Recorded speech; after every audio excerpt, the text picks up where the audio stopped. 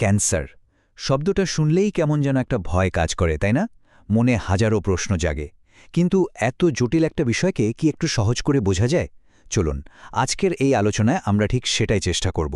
একদম গোড়া থেকে ধাপে ধাপে এর সব কিছু জানব। তো আজকের আলোচনাটা কিভাবে এগোবে?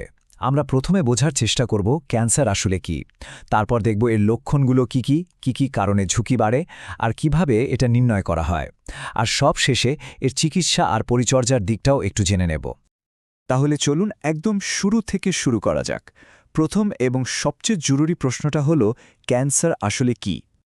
দেখুন, খুব সহজ করে যদি বলি, ক্যান্সারের মূল ব্যাপারটা হল অনিয়ন্ত্রিত বৃদ্ধি। মানে ব্যাপারটা অনেকটা ট্রাফিক জ্যামের মতো। আমাদের শরীরের সুস্থ কোষগুলো কিন্তু দারুণ নিয়ম মেনে চলে। ঠিক কখন বাড়তে হবে, কখন থামতে হবে, সব তাদের জানা। কিন্তু ক্যান্সার কোষগুলো হলো সেই নিয়ম ভাঙা গাড়ি। কোনো সিগন্যাল মানে না, শুধু বেড়েই চলে। আর এই কোষগুলোই একসাথে জমে তৈরি করে টিউমার, যা আশেপাশের সুস্থ কোষ বা টিস্যুর ক্ষতি করতে শুরু করে। আর বিশ্বজুড়ে এর প্রভাবটা যদি দেখি, সংখ্যাগুলো কিন্তু বেশ ভাবায়।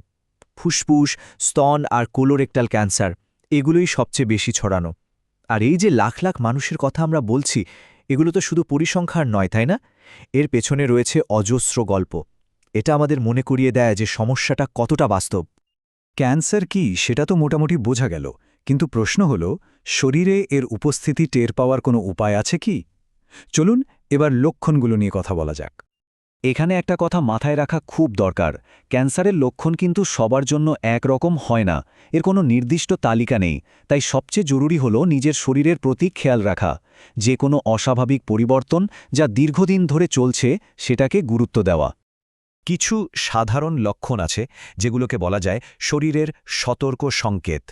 যেমন ধরুন, কোনো কারণ ছাড়াই খুব ক্লান্ত লাগা বা হঠাৎ করে ওজন কমে যাওয়া, কিংবা ধরুন দীর্ঘদিনের কোনো ব্যথা অথবা শরীরে নতুন কোনো পিণ্ড বা ফোলা দেখতে পাওয়া। এগুলোর কোনোটাই কিন্তু এড়িয়ে যাওয়ার মতো নয়। এছাড়াও শরীরের স্বাভাবিক অভ্যাসের কোনো পরিবর্তন, যেমন ধরুন অনেক দিন ধরে কাশি না কমা বা কিছু গিলতে অসুবিধা হওয়া, এগুলো কিন্তু গুরুত্বপূর্ণ হতে পারে। আসলে মূল কথাটা হলো, লক্ষণ অনেক রকমের হতে পারে। তাই শরীরের যে কোনো দীর্ঘমেয়াদী পরিবর্তনকে সিরিয়াসলি নিতে হবে। লক্ষণগুলো তো জানা গেল, কিন্তু এবার প্রশ্ন হল, ক্যান্সারের ঝুঁকি কেন বাড়ে? কোন কোন জিনিস এর সম্ভাবনাকে প্রভাবিত করতে পারে? চলুন এবার সেই দিকটা দেখি। দেখুন, ক্যান্সারের ঝুঁকির পেছনে অনেকগুলো কারণ থাকতে পারে। কিছু কারণ আমাদের জীবনযাত্রার সঙ্গে জড়িত, যেমন ধরুন তামাক বা মদ্যপানের অভ্যাস, এগুলো আমরা চাইলেই নিয়ন্ত্রণ করতে পারি। আবার কিছু বিষয় আছে যা আমাদের নিয়ন্ত্রণের বাইরে, যেমন বয়স বাড়া বা জিনগত কোনো কারণ। তবে একটা জিনিস পরিষ্কার থাকা ভালো, ঝুঁকি থাকা মানেই যে ক্যান্সার হবে তা কিন্তু নয়। এটা শুধু আমাদের আরও বেশি সচেতন হতে সাহায্য করে। আচ্ছা, ধরুন কোনো লক্ষণ দেখে চিকিৎসকের মনের সন্দেহ হলো। এরপর কি হয়? রোগটা আসলেই হয়েছে কিনা তা নিশ্চিত করার জন্য একটা নির্দিষ্ট পথে এগোনো হয়। চলুন সেই রাস্তাটাই এবার একটু চিনে নেওয়া যাক। চিকিৎসকেরা অনেকটা ডিটেকটিভের মতো কাজ করেন। প্রথমে রোগীর ইতিহাস আর শারীরিক পরীক্ষা করে কিছু সূত্র খোঁজা হয়। এরপর এক্স-রে বা এমআরআইয়ের মতো ইমেজিং টেস্টের মাধ্যমে শরীরের ভেতরের ছবিটা দেখা হয়। কিন্তু আসল প্রমাণটা আসে বায়োপসি থেকে, যেখানে আক্রান্ত কোষ বা টিস্যুর একটা ছোট্ট অংশ নিয়ে পরীক্ষা করে দেখা হয়। সব মিলিয়েই কিন্তু আসল ছবিটা পরিষ্কার হয়। রোগ নির্ণয়ের পর আসে সবচেয়ে বড় প্রশ্নটা, এরপর কি? এখান থেকেই শুরু হয় চিকিৎসার আসল পর্ব। আর এই পর্বে আমরা দেখব চিকিৎসার লক্ষ্য এবং পদ্ধতি কত রকমের হতে পারে।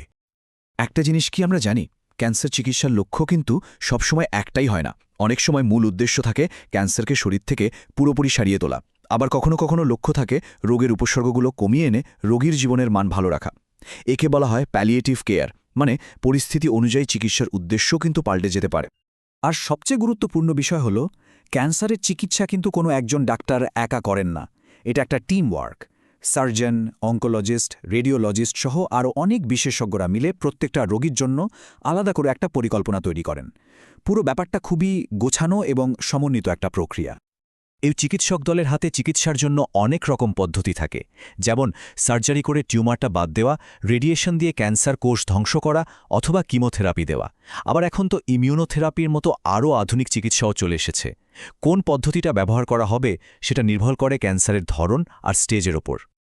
মূল চিকিৎসার পাশাপাশি ব্যথা কমানো, সঠিক পুষ্টি নিশ্চিত করা এবং সবচেয়ে জরুরি মানসিক জোর ধরে রাখাটাও কিন্তু চিকিৎসারই একটা অংশ। কারণ চিকিৎসা শুধু রোগের নয়, বরং পুরো মানুষটার। মূল লক্ষ্য হল চিকিৎসার পুরো সময়টাতে রোগীর সামগ্রিক সুস্থতা নিশ্চিত করা। তো আমরা প্রায় আলোচনার শেষে চলে এসেছি। এখন একটা প্রশ্ন নিয়ে ভাবা যাক, তাই না? যখন ক্যান্সারের মতো এত জটিল একটা বিষয়কে এভাবে ধাপে ধাপে একটা পরিষ্কার কাঠামোর মধ্যে দিয়ে আলোচনা করা হয়, তখন কি ব্যাপারটা বোঝা সত্যি একটু সহজ হয়ে যায় না?